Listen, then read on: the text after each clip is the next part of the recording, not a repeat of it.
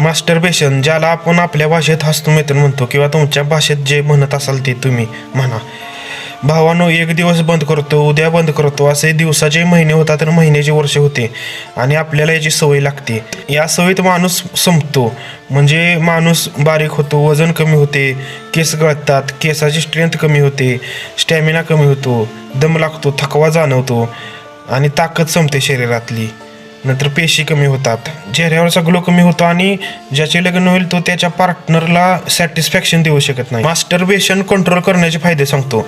तुम्ही जर 90 दिवस ब्रह्मचर्य पालन केले तर तुमच्या चेहऱ्यावर ग्लो येणार, तुमचे केस गळणार नाहीत, स्टॅमिना वाढणार, ताकद वाढणार, तुमचे शरीर सुदृढ होणार आणि तुम्ही कोणतेही काम करण्यास सक्षम होणार.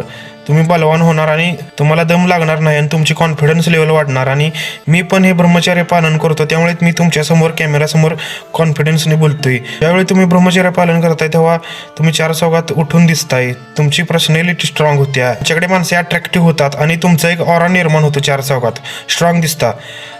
म्हणून सांगते ब्रह्मचर्य पालन करा, हीच विनंती.